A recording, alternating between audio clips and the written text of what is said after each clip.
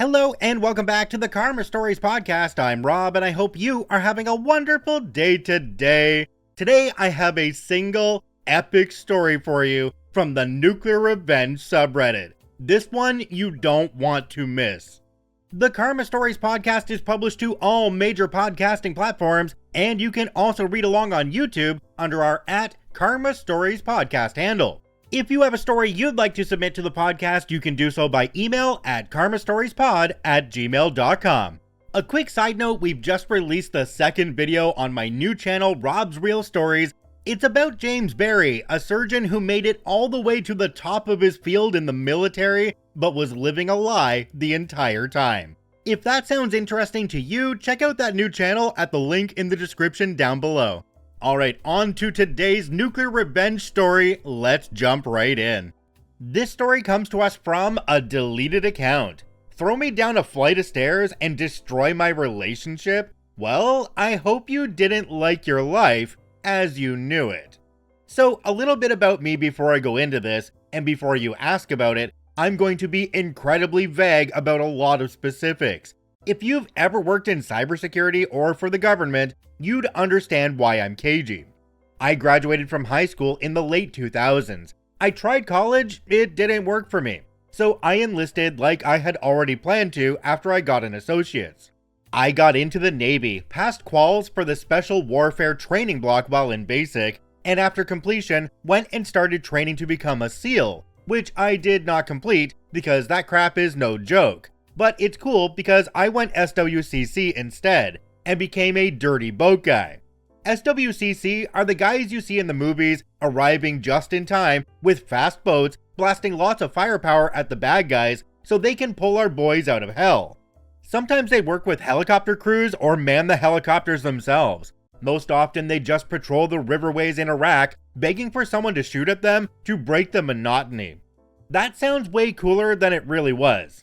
Aside from becoming an expert in all things small watercraft and doing a good amount of diving and aircrew crap as well, I didn't get to do the cool SEAL crap. There's things I did do while strapped to a SEAL team, but I don't think I can talk about that. No door kicking, no breaching, no team crap. Only on a handful of occasions did I even get into a firefight. Side note, most YouTube Special Forces operators are former team or group guys who are full of crap and their colleagues did most of the heavy lifting. They just tell the stories from their perspectives, so somebody gets to tell it without divulging identities, etc. Anyway, I got out of boat crap 8 years in after being injured, and did my last 4 years of my 12-year career doing other stuff in special warfare, more cyber-oriented. I retired, collected my VA card, and went to school for a couple semesters to bone up on crap I needed for some cybersecurity certifications. And I've been working private sector since early 2019. Got my own LLC and everything. So this story actually starts in 2016. I had been back in my hometown for a while, which was near a major naval base. I had changed career tracks and was on med leave for a bit after my injury. So I had been able to take some time to reconnect with an old high school sweetheart of mine, and we had been dating for several months. She was my best friend growing up, and I absolutely blew it when I had the opportunity to take her to junior prom. And we didn't see much of each other after we graduated and I enlisted. So we'd grown apart. And in the several years it had been since we parted ways and reconnected, she had had a kid of her own, an adorable little 3-year-old girl, and Daddy wasn't in the picture, which was absolutely his loss because she was a gem of a child. We grew close quickly, and after a couple of months, she'd occasionally call me Daddy, which made my heart soar. And as for her mother, I was head over heels for her years ago. Reconnecting with her only reinforced those old feelings because it took off like a rocket. We were inseparable for the first couple of months.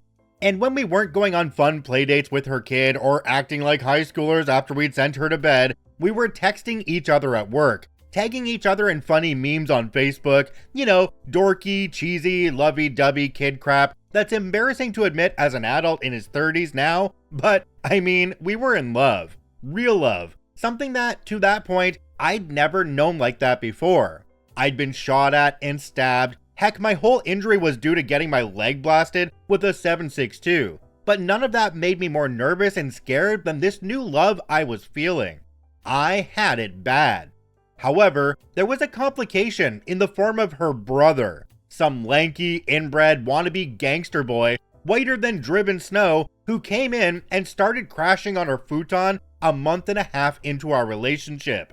This piece of crap had the highly unfortunate blessing of also being the kiddo's godfather, quote-unquote uncle. He had no blood relation to my girlfriend or the child. He was just some former tweaker who worked at the Target they both worked at, who started crashing from low blood sugar. He was coming down from whatever he was high on. So she got him a cheeseburger and soda, which in the tweaker culture is like being given a handful of gold. He was forever in her debt and became her right-hand man, never wanting her romantically as he preferred trash similar to his own kind. Thank you, God. She referred to him as brother and he of her as sister, so naturally he was uncle to the little one. Which meant when he showed up in the middle of the night midway through our relationship, it was a very bad sign for me, because that homeless, now jobless, F-less idiot was moving in. Our friendship started out on a very suddenly bad note, because he was met by me and a 45 in his face, wondering why a grown-ass man was in my girlfriend's apartment while we were in bed. And I heard something going bump. Side note for any concerned citizens, the kid was sleeping between us and they didn't have any pets, so I knew whatever was making noise out there wasn't anyone in the room, and nobody else should have been there. Pair that with recent break-ins in her complex, and you can see why I was justifiably armed. Now, I did not live there. I had my own studio near the base. I just stayed the night often because it was convenient and fun. And with the recent break-ins, they also felt safer with me there, so win-win-win. So naturally, I didn't have any say in anything regarding him living there. In an effort to placate the young whippersnapper after holding a 1911 to his nose, I let him borrow my PS3 and a spare TV I had so he had something to do, because F him if he was going to actually go out and find a job. Instead, he smoked out on the balcony all day and played Need for Speed and COD on my PlayStation. This effer acted like my girlfriend was his mom, expected her to cook him food when she got home from work, expected her to take his laundry out and fold it for him. God, he once asked her if she could relace his shoelaces onto his sneakers because she does it better. The kid, he was 23, was an effing loser, and beyond just being a live-in babysitter for the actual child when mom and I were at work, because my med leave ended eventually, served absolutely no value. We'd come home to a messy kitchen and crap all over the apartment. Numerous times he'd leave a growler in the toilet and neglect to flush. And F him for asking my girlfriend to do his laundry, because I didn't always see TP in the water when I was the one to flush it. That man had an itchy butt all the time, I guarantee it. He was good with the kid though, I will give him that. She never had a dirty diaper before she transitioned to the potty, so good on him for actually being a little useful. And it was like this for 4 more months. Eventually, I was spending so much time over there that she and I were talking about getting an apartment together so we're not paying 2 leases.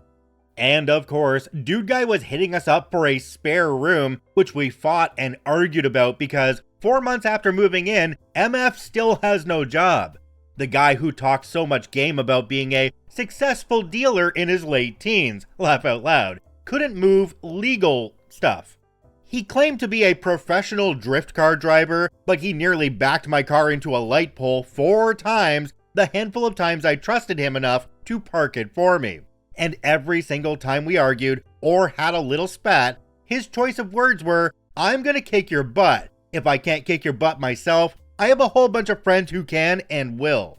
Now I want to reiterate, I was not a SEAL. I did not go through the rigorous combat training the Navy teaches special warfare operators and team guys. I learned some, enough to qualify you for special warfare.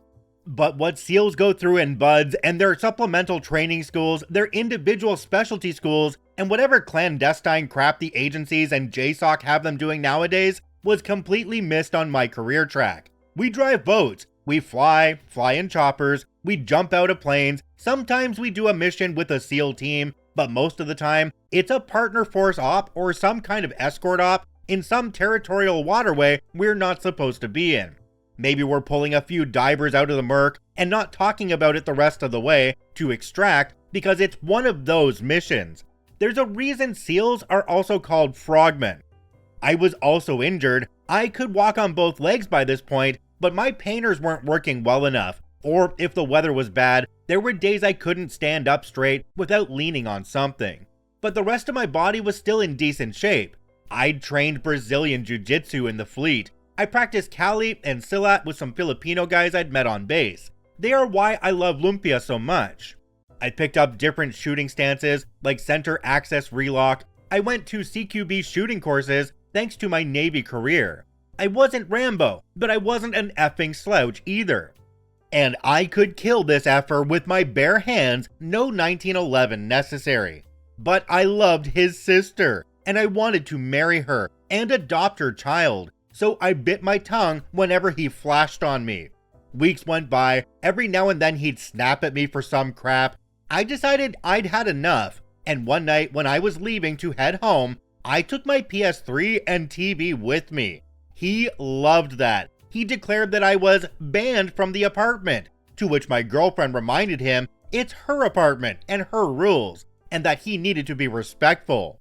Then one fateful morning, maybe a week after that, I had spent the night, and we were getting up early because I needed to be on base, and she had to go to work. So we got out the door with the kiddo, and just as we were buckling her into her car seat, I realized I had left my wallet inside.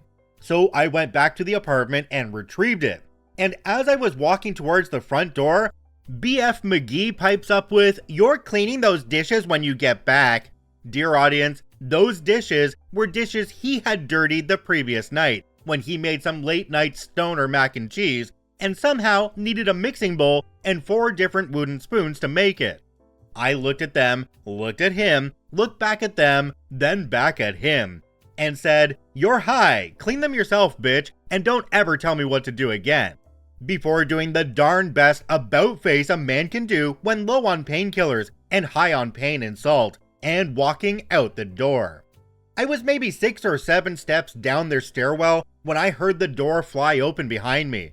I turned to see him coming at me with both hands, and he threw me the rest of the way down the stairs. I landed hard on my back, knocking the wind out of my body and hitting the back of my head hard on the concrete deck. My leg caught fire with fresh pain. Then he jumped on top of me, snapping me out of my daze, and I went to work on him. I grit through the pain and started working to get on top of him, where I proceeded to rain hell on his face. I was effing furious, and I honestly didn't care if I killed him in that moment. Someone had to die, and it was definitely not going to be me.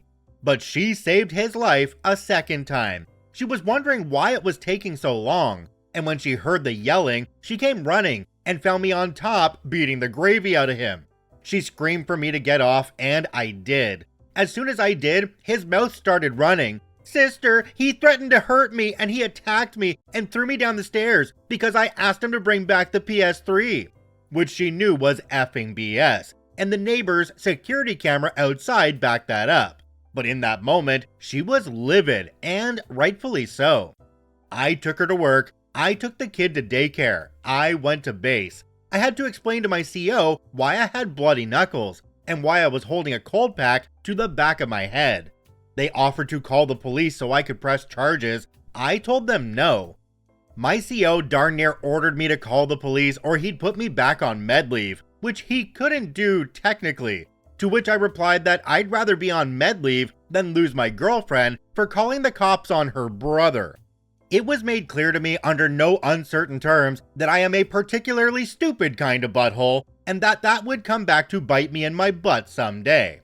Well, he was right. Basically, brother gave an ultimatum that either I leave and she dumps me, or he leaves and walks out on her and her daughter's life, which, to be fair to my ex, that loser had been the only constant male figure in her kid's life since she was born. So that would have been devastating for the gremlin, and she wanted to spare her that kind of pain. Which meant I got the axe. Honestly, I'd have rather taken an actual axe to the heart because what I actually felt was way worse. It's one thing when you're saying goodbye to the woman you love, but to have to also say goodbye to a sobbing little kid you wanted so much in your heart to adopt and make your own. I don't want to meet the man who can hold back the tears from that crap. That man scares me.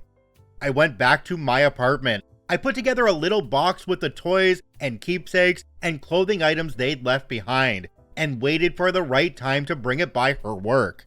I was a broken man, but that little effer, he wanted to kick me while I was down. Remember those friends he mentioned? Well, he wasn't lying. He did have some friends with rap sheets and bad intentions, and in the months that followed her and I breaking up, he put them to work. I woke up one morning to discover my car had been blocked up, the wheels taken off, my cat cut out, and they had spray painted slurs and other things on my car after busting out my windows. What my insurance didn't cover cost me $2,500 in repairs. Police were called, a report was made, surveillance footage was useless though, faces covered, they wore gloves so no prints, and it's not like they're rolling out the CSI to collect hair follicles off the deck for auto vandalism. 2 weeks later, an attempted arson attack on my front door. Someone wearing a mask and a hoodie lit a Molotov cocktail and threw it at my front door's welcome mat. And if it weren't for the apartment's fire sprinklers actually working, my apartment would have burnt down with me in it, because I wasn't jumping from the 3rd floor balcony.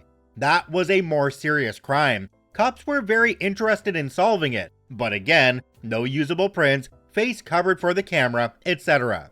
Then it was quiet for a month. My ex had reached out to me when she heard about the fire, and I told her I effing knew it was her brother, but I didn't have any proof. She said she'd say something to him, and coincidentally, nothing happened again for a while, until I guess cops came around asking to talk to him, because obviously I gave them his name as a person of interest. In the month and some change since our spat, she basically forced him to find some kind of work, or she was going to kick him out. So, he had gotten a part-time gig at an auto shop in town that had a rep for being the one you don't go to, but fine to recommend to someone you hate. They cut corners everywhere they could. So it was a perfect job for the F-Weasel, at least until the cops came looking for him one day, asking about that fire.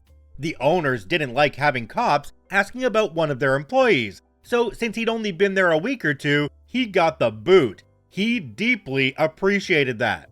So one night, I'm getting home from work, I had stopped at the gym on the way, worked up a good sweat, and got a bite to eat from the grocery store. I pulled into my spot in my Enterprise rental, my car was still in the shop, and walked into my apartment.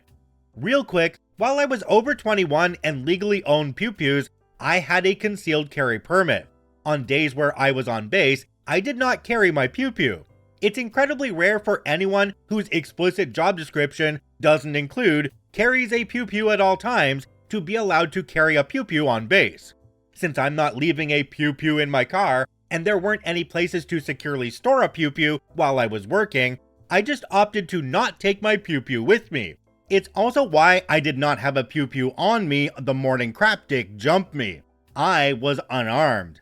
I lived on the 3rd floor. There was a 4th floor above me and stairs leading to it. I heard footsteps coming down the stairs fast, and turned to see 4 guys in hoods, masks, and wearing gloves coming towards me.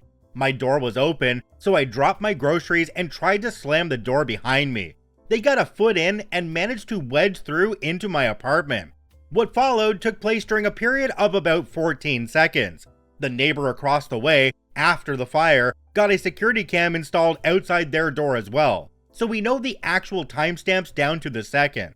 I kept a loaded pew-pew tucked in a closet near my front door. Irresponsible, I know, but I was younger and more naive than I am now. In the scuffle with the first guy who came through the door, I managed to reach my hand into the closet, find the pew-pew, and push myself back and give us several feet of space. I remember very vividly seeing all 4 men in my doorway and hallway. Now, a note from Rob here, I'm gonna skip over some of the details of this section because I don't think YouTube will like them, so if you want to check out this section for yourself, it's in the NuclearRevenge post. Long story short, OP unloaded on all of them. The 4th guy lived, but the first 3 recipients of my high-velocity sleeping pills didn't. The fourth guy was my ex's brother. Of the 3 projectiles that hit him, 1 grazed his butt, the other thoroughly lodged itself in his right butt cheek, and the third one hit him square in the spinal cord, right around the kidney area, shattered his spine, and completely destroyed his lucrative career in competitive breakdance and bicycling. He was paralyzed from the navel down, had to have a permanent catheter to catch his pee, and a diaper for what was now the most useful byproduct he was capable of producing.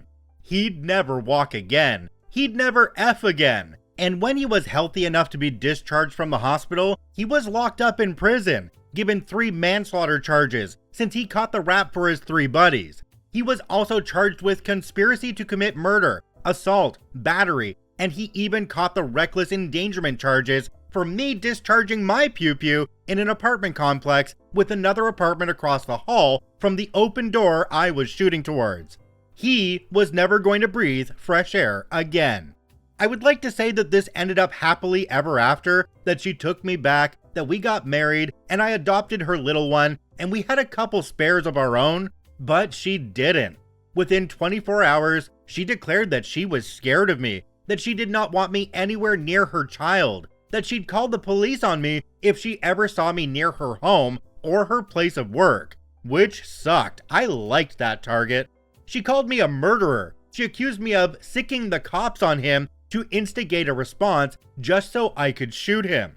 She ignored the arson, the vandalism, the various threats he'd thrown at me in the previous months we were together. I never saw her again. She blocked me on everything. Her family blocked me. She changed her number. She transferred to a different target. And after a couple of months, she moved to a different apartment in a different part of town. It has been 8 years since the shooting, and I still haven't heard from her. I know she's alive. Friends of friends inform me she got married in 2020, had a second kid, and is happy, so more power to her. I never got my happy ending, my white picket fence. Believe it or not, what I did to those 3 guys, even for a person trained for war and conditioned for the possibility that one day he might have to do it, F's with your head, especially when you consider it happened in your home and not in Baghdad or Abbottabad. There's a huge mental and emotional disconnect and difference between doing that for work and doing that because your life was in danger. I had PTSD, couldn't touch any of my pew-pews once I got them back for a full year without having panic attacks. The Navy was great about it all. They aided with the investigation, including that CO who called me the apex dumbbutt, giving his statement of that morning I got jumped. I was offered the chance to live on base with a protective detail until things cooled down. I declined. 8 years. Since then, I've retired. I'm now working in the private sector. I have my own LLC making great money doing cybersecurity and site security consulting. Occasionally, I go out boating. My partner of 3 years is the most loved, supportive person I've ever been with.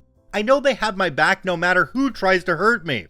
We're talking about having kids before we get too much older. Life is good. But you know what really warmed my heart? Just the other day, a Google alert I set up 8 years ago triggered. It was Skidmark McDipcrap's first and last name, followed by the word obituary. It turns out someone in prison got sick and tired of the annoying white boy in a wheelchair talking so much crap and flexing on people, believing nobody would hit someone in a wheelchair. Well, they used the wheelchair to, well, we'll just leave it there.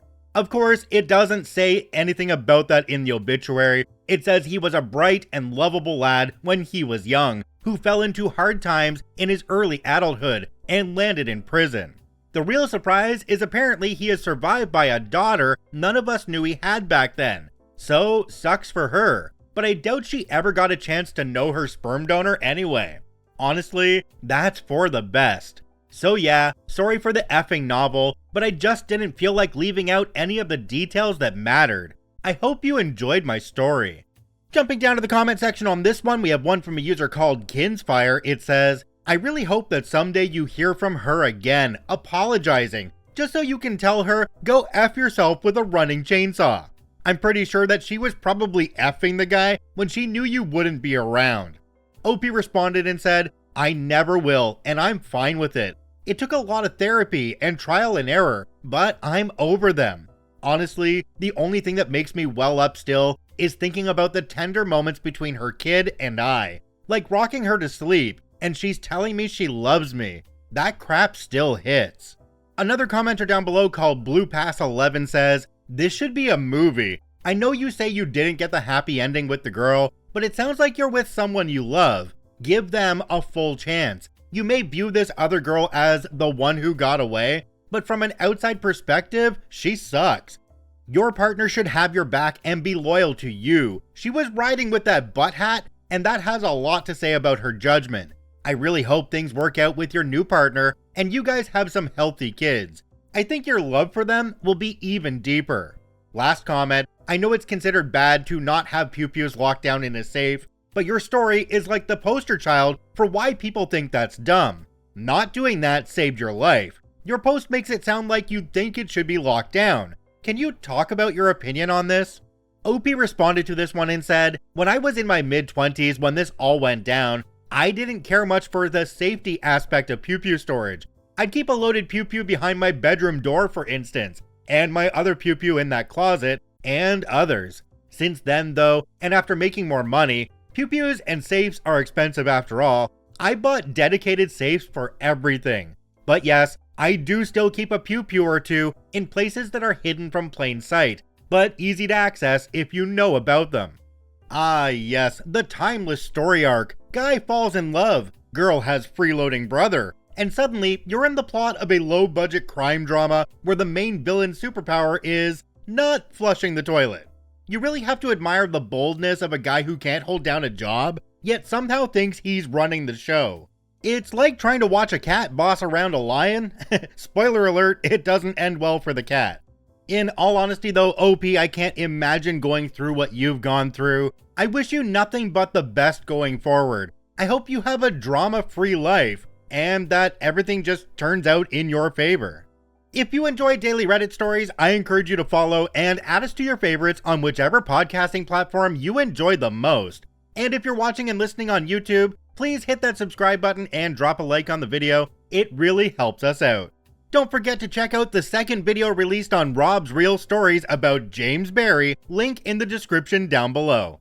I thank you for watching and listening. I hope you have a wonderful day, and we'll see you tomorrow.